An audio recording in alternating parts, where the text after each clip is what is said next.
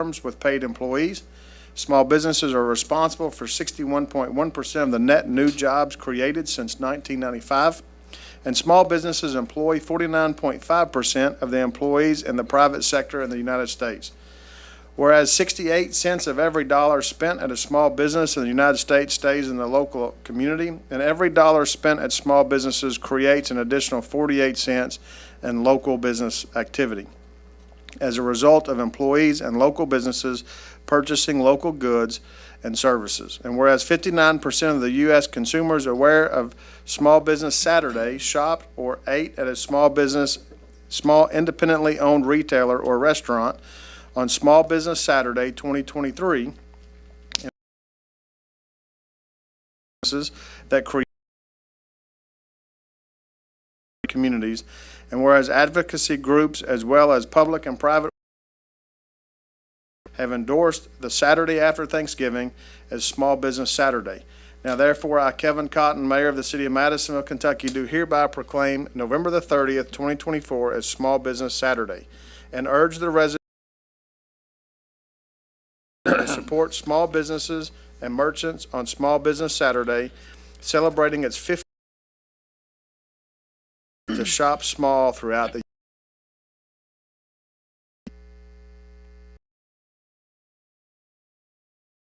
Next, department report, Fire Chief Jason Eli.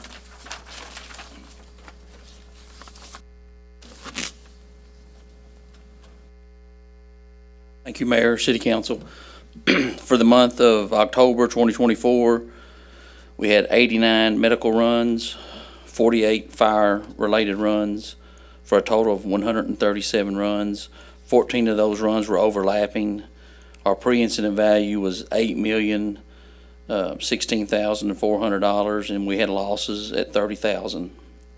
Our dispatch to responding time was 1 minute and 56 seconds, and our dispatch to arrival was 5 minutes and 15 seconds. And we spent an average of 16 minutes and 19 seconds on scene at each incident.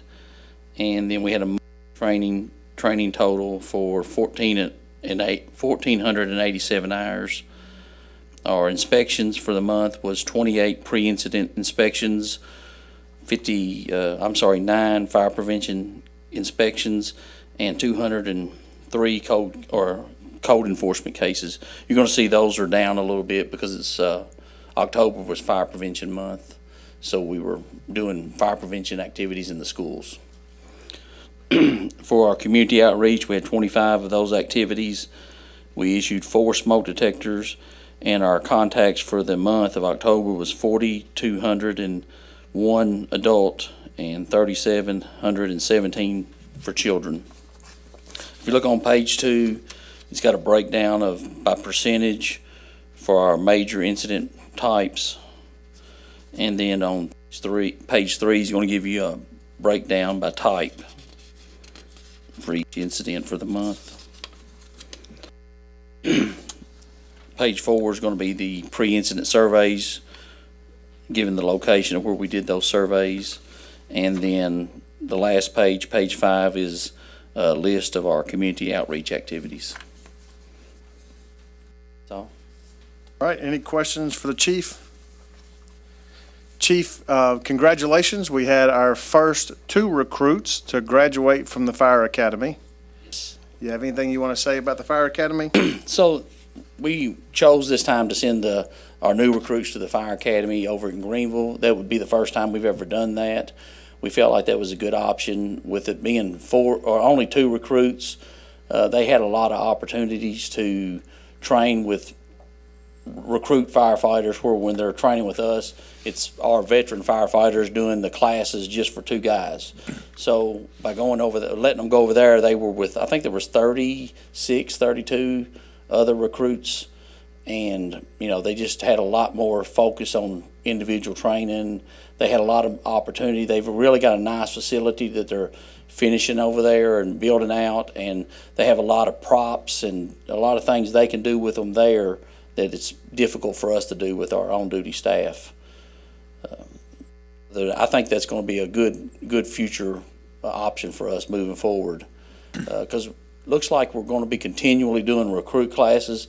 So earlier this year, we had 4 recruits that we did in-house training and went through the program here, and that took most of December, January, February, March, and then here at the middle of the year, we had to do it again. So by doing that, by sending them over there to that academy, that allowed us to focus on other training with the veteran staff. Well, thank you very much. No problem. Next, we'll hear our police department report with Police Chief Steve Bryan.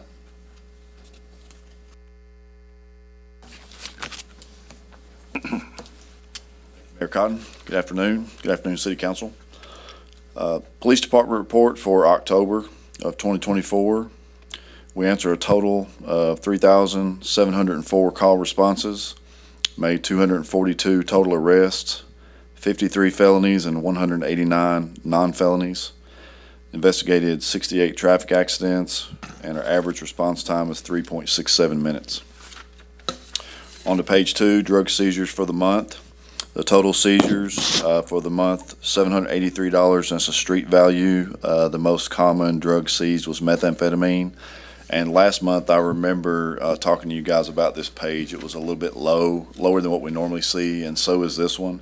So I dug in a little bit and figured out what's going on. So both of our narcotics detectives are assigned to drug task forces. One of them is assigned to Kentucky State Police Drug Task Force, and the other one is assigned to a DEA task force. So if they're out working and they seize a certain amount of drugs and they pull a case from KSP or DEA, that's not going to be reflected in our numbers because we only pull MPD case numbers. So that's going to be reflected in the unit's numbers as a whole. So what I'll start doing at the end of the year is just report back to you for the annual numbers that our unit has. So that'll encapsulate all of it. So from time to time, they will pull a MPD case number. So we may see it, we may not, but that way we'll catch everything that MPD does month to month. And then at the end of the year, we'll show you what the task or our unit did as a whole.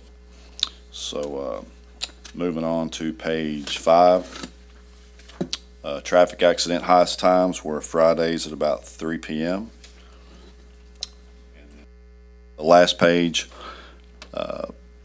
crime statistics, calendar year to date, Part 1 crimes are down 20%, all others are up 15%, and total is up 10%.